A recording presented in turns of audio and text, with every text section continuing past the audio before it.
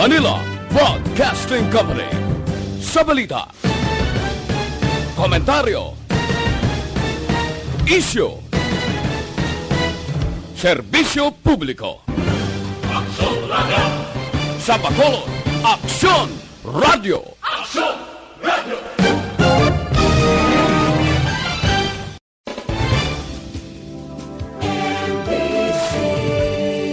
Manila Broadcasting Company. Sa balita, komentaryo, isyu, serbisyo publiko. Aksyon Radio! Sa Bacolod, Aksyon Radio! Aksyon Radio!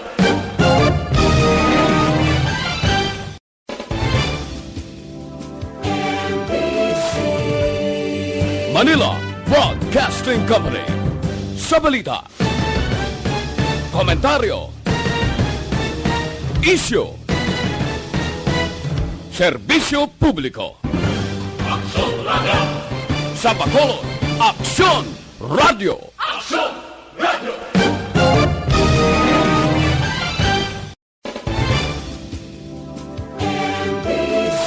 Aksyon! Balita Evening Edition.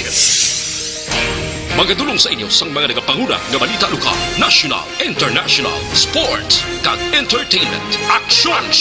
Balita Evening Edition. Kagkaroon ang inyong news team. Una sa balita, una sa aksyon.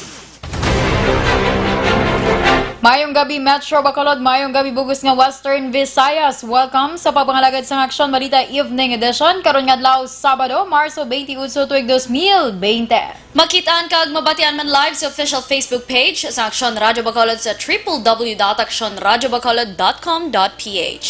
Kami ang inyong mga tao balita. Aksyon Eden Aboso. Kagini naman si Aksyon and Defensor. Kagaron para sa aton mga headliners, una sa balita lokal. Banwa sang Tuboso nagdeklarar lockdown. Barangay Tangub Captain Noli Rosales ginatahag ang rason sa pag-istrikto sa paghatag sang quarantine pass. Sa mga nagapanguna nga balita, National PNP na record ang ikatatlong anak positibo sa COVID-19. Ginakonsiderar nga PUM napatay sa cardiac arrest. Probinsya sang Laguna ginpaydalom sa total lockdown bangod sa COVID-19. Sa balita international, South Korea na record ang pinakamataas nga kaso ng COVID-19 sa sulod lang sang isa ka semana. Kag sa aton balita sports, jersey uniform sang Major League Baseball ginhimo nga mask kag gowns para sa mga frontliners. Sa balita entertainment, Iza Calzado nagpositibo sa COVID-19. Una sa balita, una sa aksyon. Aksyon Radio Philippine Standard Time, alas 6:15. Detalye sa mga nagapangunang balita lokal pagkatapos lamang sa mga ini.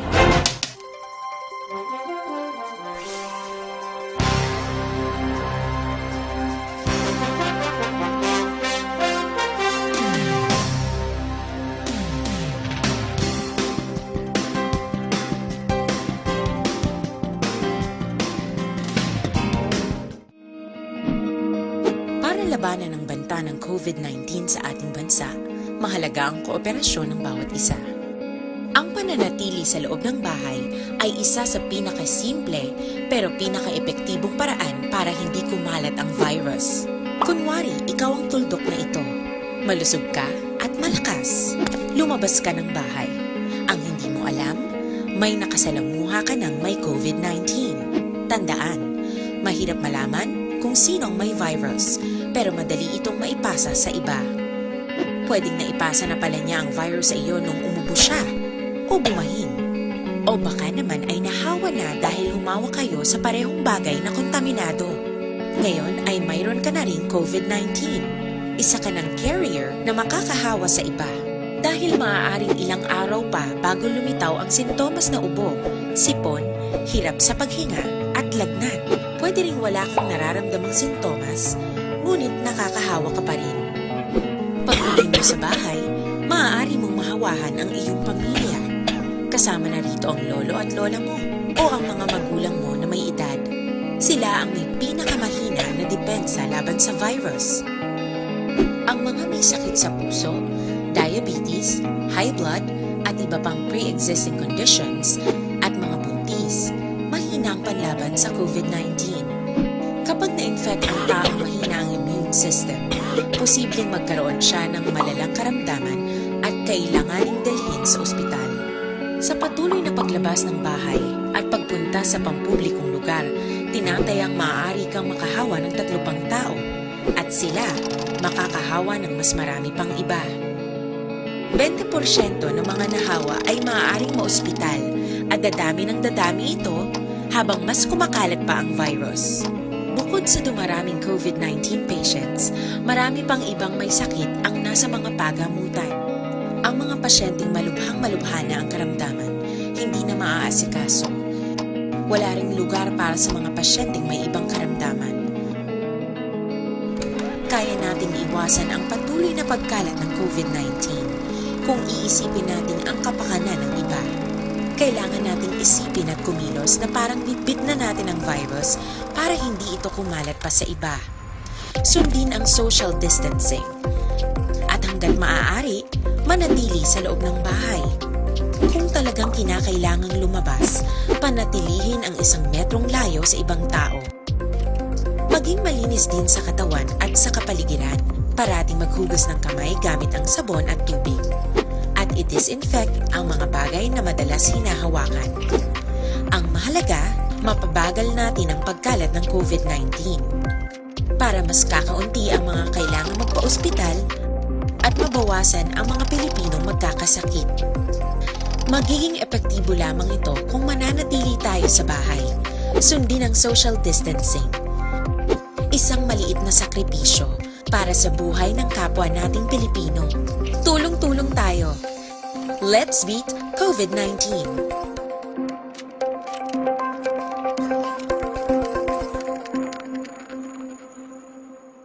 Balita mula sa Aksyon. Aksyon, Radio Philippines Standard Time, alas 6:19, kakaroon sa detalye sa atong mga nagapanguna nga balita lokal. Maga-implementar sa lockdown ang lokal nga panguluhan sa Banwa sang Aboso umpisa Marso 30 tubtob Abril 5. Sa interview sa Aksyon, Radyo Bacolod, ginpahayag ni Municipal Mayor Richard Hauhoko, ini nga desisyon ang gikasugtan sa Sinapol nga iyagin patigayon upod ang mga barangay kapitan kapon Marso 27. Dugang pa sang alkalde, buwas sa aga, ilan na umpisahan ang pagpanagtag sang relief goods sa kapin 10,000 ka mga residente sa bugos nga munisipalidad. Suno kay Hauhoko nga sa period sang lockdown, wala sang sinuman nga residente ang magagwa sa ilapulian, magluwas lamang kung may emerhensya. Nagapati ang alkalde nga isa ini sa pinakamapag-un nga tikang, agod nga mapasiguro nga hindi na magdugang pa ang pagpanglaton sa coronavirus disease 2019. Ang pagpaidalam sa bugos nga tuboso sa lockdown, ang ipaagi sang alkalde sa executive order nga pag-apermahan buwas nga adlaw. Payag pa ni Hauhoko nga may baluan lamang kung palawigon pa ang lockdown o kung ipapanaog sa enhanced community quarantine matapos ang Abril 5. Ginparikol naman ni Negros Occidental Governor Eugenio Jose Lacson ang memorandum order ni Provincial Legal Officer Attorney Alberto Nelias Jr. address sa tanan nga mga medical personnel sang probinsya. Sa memorandum nga ginpermahan sang Gobernador Marso 27, iagin sila nga ang memo ni Nelias na nagaserbe bilang pahanumdum sa mga personal sang gobyerno probinsyal nga sundon ang kasuguan. Apang ini ang nagtugas sang confusion sang publiko, ilabi na sa mga benefactors kag donors nga nagabulig sa mga frontliners kag nagapaninguha agod mapunggan ang paglaton sang COVID-19. Suno kay Lacson, padayunon sang gobyerno probinsyal ang pagbaton sang unsolicited donations nga voluntaryo ginahatag sang publiko. Marso 20 sang magpagawa sang panawagan sa publiko ang gobyerno probinsyal nga buligan ang mga health workers kag frontliners sa pagpakig-away sa sining COVID-19. Apang Marso 23 sang magpagawa sang memo si Nelias nga nagapahanumdum sa mga medical personnel nga ginadumilian ang pagsulisit sa mga private entities sa idalom sang Code of Conduct and Ethical Standards for Public Officials and Employees. Ginpathag di Barangay Tangob Kapitan Nole Villarosa kunya iagin istrikto ang pagpanagtag sa quarantine pass.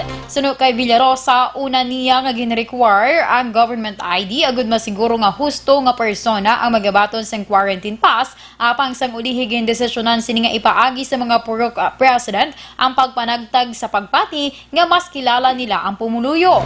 Dugang pa ni Villarosa, handa na ang 5,000 ka mga quarantine pass kag iga panagtag na lamang sa gintugyanan ng mga persona. Samtang 21 naman ka mga Ceres bus ang pag-ausaron sa syudad sa Bacolod, kasunod nga suspendido ang tanan nga transportasyon sumugod sa Lunes nga adlaw Marso 30. Sunod kay City Councilor Cindy Rojas, Vice Chair sa Bacolod Interagency Task Force Against COVID-19, voluntaryo nga nagpahulam ang Valicar Transit Incorporated sang 21 ka mga non-aircon bus nga para sa Bacolod, magluwas ini sa 4 ka mga Ceres bus nga una na sadto gin-provide para sa mga frontliners sa mga check-up points. Ginpathag ni Rojas libre nga makasakay ang mga frontliners sa bus, samtang ang hindi frontliner ang magabayad naman sang 10 pesos. 3 ka mga Ceres bus ang gindesignar sa kada bus stop kag ang syudad ang nagdesignar sang 7 tanan ka mga bus stops kag ang Cathedral kag ang Police Station 1 ang magaserbe nga point of origin. Sunod kay Rojas, 40-seater ang bus pero 20 lamang ka mga pasahero nga may face mask ang makasakay para mapatuman ang social distancing. Mag-umpisa nga magabiyahe ang Ceres bus las 6 sang aga, tubtub las 10 sang gabi. Ginpahayag ni Dr. Grace Tan, ang spokesperson sa Bacolod Interagency Task Force, nga wala una nagpalayag ang 75 anyos nga lalaki nga positibo sa COVID-19 sang iya nga travel history sang iniang gindala sa hospital.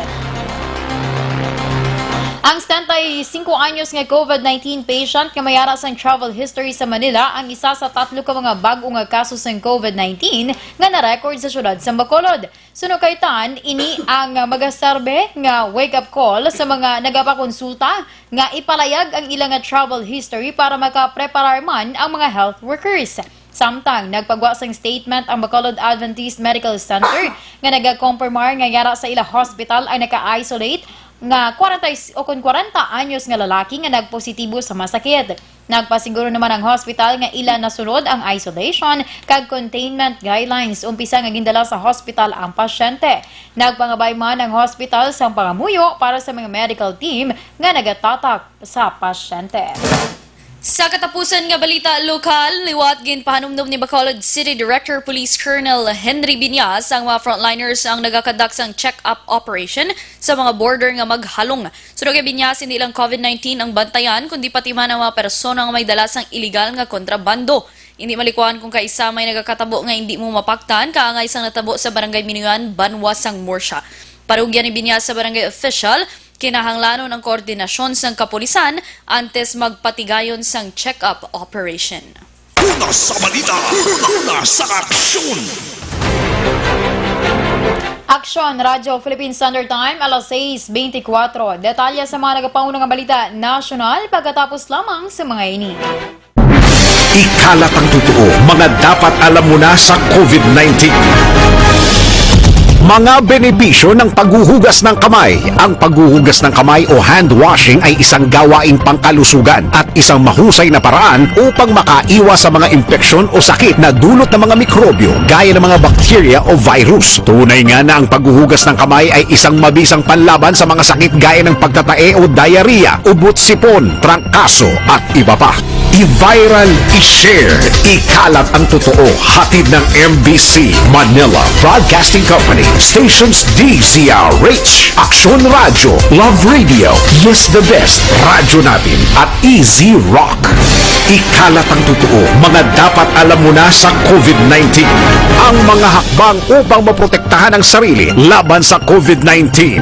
Ang mga payong ito ay maaring sundin ng lahat, ngunit napakahalaga ng mga ito kung ikaw ay nakatira sa lugar na may COVID-19. Hugasan ng madalas ang inyong mga kamay. Iwasan ang paghawak sa iyong mga mata, ilong at bibig. Takpan ang iyong bibig pag uubo at babahing. Iwasan ang matatao na lugar at malapit na pakikipagsalamuha sa taong may lagnat o ubo. Manatili sa bahay kung ikaw ay may sakit. Kung ikaw ay may lagnat, ubo at hirap sa paghinga, magpakonsulta agad. Ngunit tawagan muna ang doktor o ospital.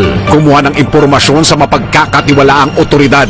I-viral, i-share, ikalat ang totoo. Hatid ng MBC Manila Broadcasting Company. Stations DZRH, Aksyon Radio, Love Radio, Yes the Best, Radyo Natin at Easy Rock. Ito ka mga importante nga mapamagi agud mapungga ng paglaptas ang Coronavirus Disease 2019 o kung COVID-19 sunod sa World Health Organization o kung WHO. Una, ugaliyo na masami nga pagpanghugas ang kamot agud mapasigurong katinlo sa kaugalingon. Ikaduha, likawan man ang masami nga pag-uyat sa ilong kamot kag baba. Ikatatlo, tapunan sang tisyo kung kamot ang baba kung ginaubo. Ikaapat, likawan ang pagpadulong sa mga lugar nga masami ginatipunan sang publiko. Ikalima, magtiner sa puluyan kung hindi mayong kondisyon sang lawas ilabi na kung nagabatyag sang hilanat kag ubo. Ikaanom, kung naga-eksperyensya sang hilanat ubo o kung kabudlayan sa pagginawa. Gilayon nga magpakonsulta o kung magpangayo sang panugyan gikan sa isa ka doktor. Ikapito, tinguaan nga mangin updated sa balita kag mga impormasyon angot sa COVID-19. Ini nga pahanumdom ang ginatulong sa inyo sa kaalwan sang World Health Organization, Department of Health kag Aksyon Radio Bacolod.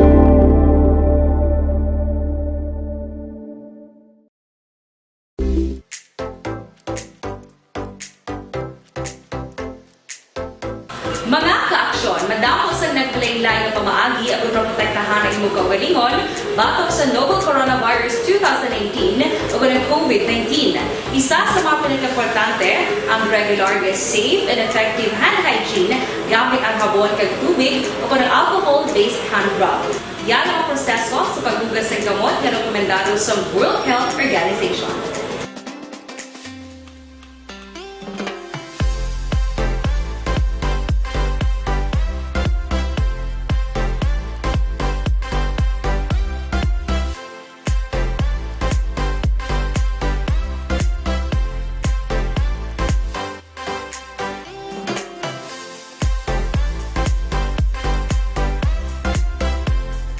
Una sa balita, una sa aksyon. Kagaron sa rital na sa aton mga nagapangulang nga balita national. Ginkumpirmar sa Philippine National Police ang ikatatlong nga kaso sa COVID-19 sa ilahanay. Sa report sa PNP, isa ka 35 anyos nga lalaki nga taga-syudad sa Pasay ang nagpositibo sa masakit. Yara sa 97 ka mga personal ang ginakonsiderar bilang patients under investigation o PUIs, kag 1,228 ka mga pulis ang ginakonsiderar naman bilang persons under monitoring. Tanan nga kalakip sa PUIs kag PUMs, ginmanduan niya magpaidalom sa self-quarantine. Samtang ginkumpirmar sa PNP nga isa ka PUM ang napatay matapos gin-cardiac arrest kag nadiskubre nga mayara sang history of exposure sa COVID-19 positive person kag gin-self-quarantine sa sulod sang isa ka semana. Ginrekomendar naman sang DOH nga ipa-cremate ang bangkay sa sulod sang 12 oras.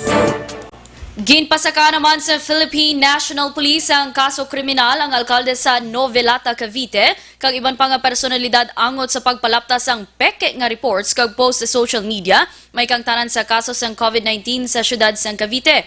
Ginpahayag sa PNP Regional Anti-Cybercrime Unit sa Region 4A, ining ila sabat sa reklamo sang Cavite City Government nga nag-alegar nga si Novelata Mayor Dino Reyes Shua amo ang sa likod sa pagpalaptas ng peke nga impormasyon angot sa pinakauna nga kaso sang COVID-19 sa syudad.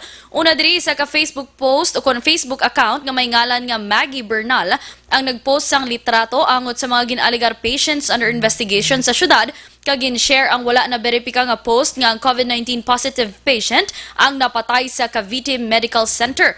Dugang pa ginakusahan man sa nasambit nga account ang lokal nga gobyerno sang syudad nga nagatago sang impormasyon. Sang ginusisa ang account na diskubrihan nga isa ka troll account ang Maggie Bernal kag ang matuod nga ngalan amo si Angela May Di Guzman nga ginhimo ni Chua sa tong tuig 2010 agod gamiton sa pagpangguba sa iya kontra sa politika kag magpalaptas sang intriga base man sa affidavit sang testigo nga among naghimo kag anay administrator sang troll account. Nadiskubrihan man nga ang litrato nga gingamit hindi sa Cavite kundi halin sa syudad sang Makati. Ginpaidalom sa total lockdown ang bugos nga probinsya sang Laguna subong nga hapon bangod sa pandam sang COVID-19. Ang total lockdown nag-epekto ala una subong nga hapon na Marso 28 base sa anunsyo ni Laguna Governor Ramel Hernandez sa iya Facebook account. Ginmando sa tanan nga otoridad sa probinsya ang implementasyon sang total lockdown kag istrikto nga pagsunod sang tanan nga pagsulundan sa pagpatuman sini. Ginhingyo man sang gobernador ang kooperasyon kag paghangop sa publiko angod sa ipatuman nga total lockdown. Sa katapusan nga Balita National, temprano nga iga-release sang Government Service Insurance System ang pensyon sang ilang mga miyembro agud makabulig sa krisis nga gindulot sang COVID-19.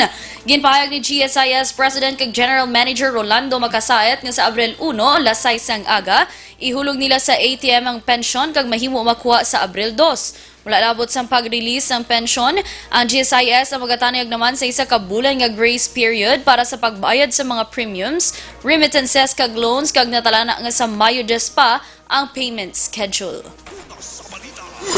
Sa aksyon! Aksyon Radio Philippine Standard Time alas 6:32. Detalye sa ngaton Balita International Sports kag Entertainment pagkatapos lamang sa mga ini.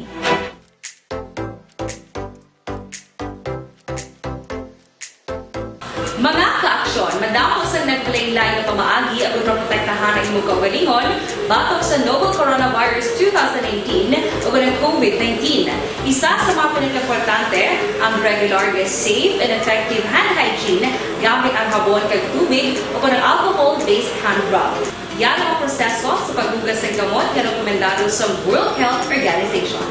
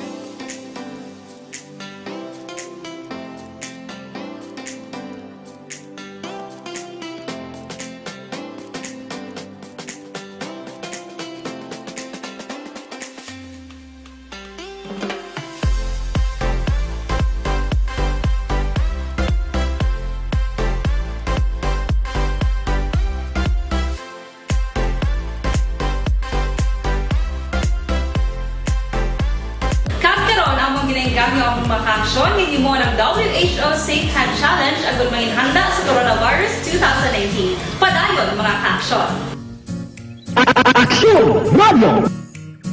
In these trying times, my most important task as your governor is to keep you safe and protected. At the start of the year, we saw it in the news, and the possibility of a pandemic was just unfolding. Yet, that time, the threat was not as real for the Negrenses as it is now. Never in recent history that borders and ports have been closed and community quarantine imposed. We are facing a novel virus, an unfamiliar disease. The virus is not under our control, but we can control our response. The proper coordination between the government and its citizens is the most effective tool in facing circumstances like this. We cannot judge the gravity of a crisis based on the fact that it has missed us and our close circles. The totality of our acts, that of the government and you, the citizens, will determine the future of Negros Occidental and the Negrenses. How will history judge us? Will we survive this crisis by cooperation, or will we succumb because of disobedience and distrust? The rules have been laid out. The least we can do is to follow. We are not sure how long are we going to be in this quandary, but be assured that your provincial government is doing everything under the given circumstances to ensure the security, welfare, and well-being of everyone. In situations like this, each and every one has an active role to play. Never underestimate the impact of your contribution by staying home. We are one nation, one province, one people.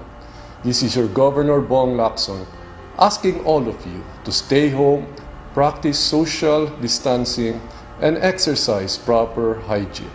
We are all in this together. It has been said that upon the conduct of the individual depends the Ang balitang ito ay hatid sa inyo ng ACS Manufacturing Corporation, ISO certified, world-class quality. Sa detalye na sa Balita International, nagka-record sang 146 kapanibagong nga kasos ng COVID-19 ang South Korea. Ining pinakamataas nga na record sa sulod sang isa ka semana. Wala pa ginpahayag sang Korea Centers for Disease Control and Prevention kung pila ka kaso na record kahapon Biyernes, matapos nga nagapadayon pa ang ila sininga investigasyon. Sa karon naglambot na sa 9,478 ang kabilugan nga positibo sa masakit, kag nagsaka na sa 144 ang napatay. Bangod sa madasig nga pagsaka, ginistrikto na sang otoridad sa South Korea ang ila pagsulundan para sa mga nagabiyahe gikan sa Europe kag Estados Unidos. Kag sa atong balita sports, ginhimo nga mask kag gown sa mga jersey uniforms sa Major League Baseball. Suna kay MLB President Rob Manfred, tuyo nila nga makabulig sa mga health workers nga mo ang frontliners subong nga COVID-19 pandemic. Ang MLB kag official apparel maker Fanatics ay nagpaygangot na sa Estone, Pennsylvania factory agud nga ma-manufacture ang production sa minilyon ka mga mask kag gowns nga ila i-produce. Dugang pa ni Manfred, iya ginakalipay ang pagbuligay sang tanan agud nga masuportahan ang mga frontliners nga mo nagatipan sa COVID-19 patients. Nagalaom naman si Manfred nga ang ila ginahimo makabulig sa healthcare providers kag sa komunidad sa sininga krisis nga ginapangatubang sa bugos nga kalibutan. Una sa balita, una sa aksyon. Sa ato naman nga balita entertainment, nagpositibo sa coronavirus disease 2019 ang aktres nga si Iza Calzado. Inangin kumpirma sa iya manager nga si Noel Ferrer pagiman sa Instagram post. Ginpost ni Ferrer ang picture ni Iza Calzado nga may Bible verse nga Jeremiah 17:14, "Heal me Lord that I may be healed." Dugang pagkahapon Marso 27 ang nabato ni Iza ang iya resulta kundiin nagpositibo ini. Dugang pa recovering ang aktres kag padayon ginabulong sa pneumonia kag sa virus. Ginpasiguro man sini nga makaginhawa sang maayong aktres sa piyak nga wala na sang oxygen assistance. Palayag ni Ferrer ang bana sini nga si Ben kag ang iban nga naka-close contact sa aktres ang wala sang sintomas sang virus. Dugang pa wala sila sang ideya kung paano niya nakuha ang virus kag nagpanugyan nga dapat tumanon ang mga abiso sang health authorities. Natala naman nga ipaydalom sa liwat sa test ng aktres agod hibaloon kung negatibo na sa COVID-19.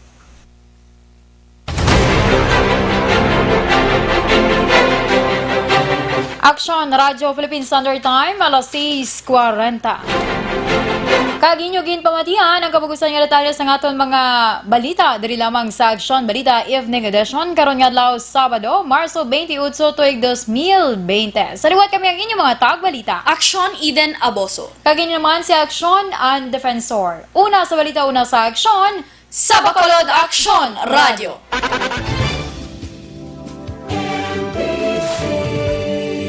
Manila Broadcasting Company. Sa balita, komentaryo, issue, serbisyo publiko. Aksyon Radio. Sa Bacolod, Aksyon Radio. Aksyon Radio.